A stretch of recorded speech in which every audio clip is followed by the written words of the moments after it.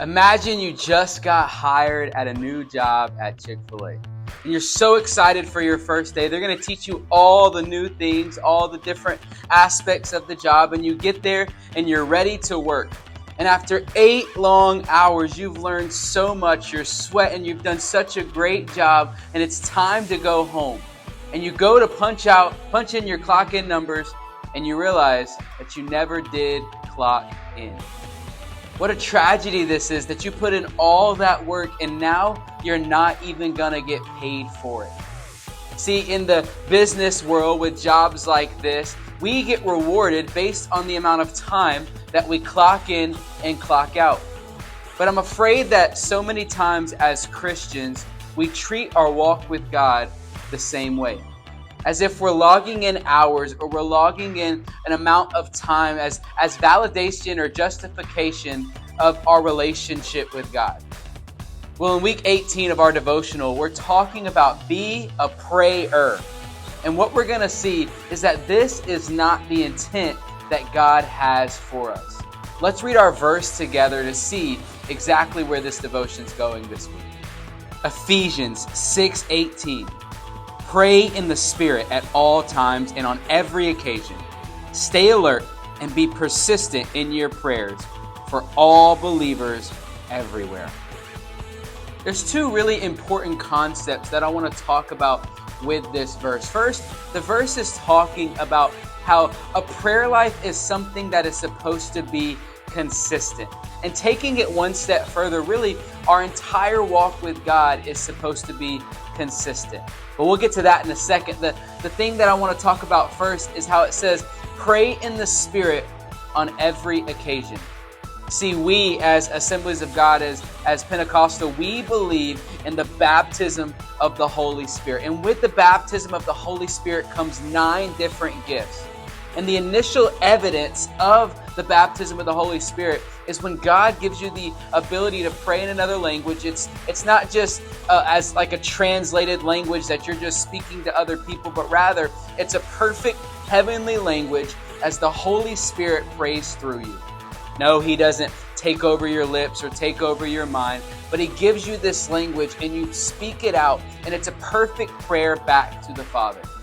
And the baptism of the Holy Spirit is for all believers. It's not something that we should be freaked out about. It's not something that we should shy away from. And if you're interested in learning more about the baptism of the Holy Spirit, come talk to me when you see me.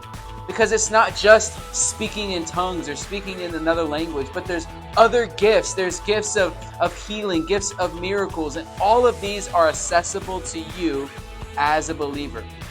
And that's what the verse is saying. It's saying that this is so accessible to you that we should be praying in the Spirit on all occasions.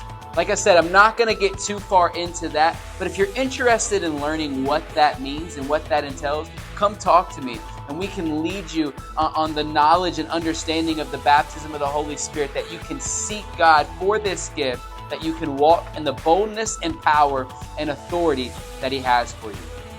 But let's go back to that first point, talking about how we're not supposed to clock in and clock out of our relationship with God. And what do I mean by this? What I mean is see, I've been struggling lately in my walk with God as things have been changing time-wise. Something that I've had to learn is that I cannot just pursue God only on the times that I have designated set aside. You know, there are those times that I'm able to really set everything aside and really go deep in the presence of God. But lately, these moments have been few and far between because I'm adjusting to the new world of being a parent. And I've had to learn, not that it makes me less of a Christian, but I've had to learn that I need to add depth to my walk with God by constantly being in communication with God. What does this look like? If somebody comes to my mind, I'll start praying for them. If I'm just minding my own business, doing my own thing, I'll start thanking God for some of the different things that He's done in my life. See, what the verse is saying here is that we should be praying all the time. We should be in constant communication. No, this does not mean that we're locked in a room 24/7 in silence talking to God with no distractions. Yes, it is important to set aside time before God, but it's equally important to continue the conversation throughout the day. Walking in the moment, saying, God, what is it that you want to do here? Seeing a need and praying and interceding for people in the moment.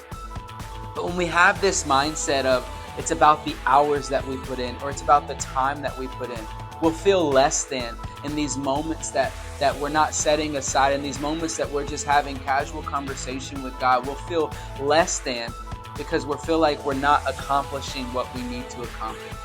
And again, don't misunderstand me. Of course, absolutely, we need these times set aside with God. But let's be in constant prayer, constant communication with God, allowing Him to reveal Himself to us, allowing us to stay constant and consistent in His will that He has for us in that moment. The verse says, be a prayer. What this means is be in constant communication with God. And as believers and as we have the gift of the Holy Spirit available to us, it's saying pray in the Spirit on all occasions. And if you've received the baptism of the Holy Spirit, it's encouraging you to pray in the Spirit on all occasions. If you haven't received the baptism of the Holy Spirit, again, come talk to me and we can see what we can do to lead you to seeking this gift as you have a better understanding and knowledge of it.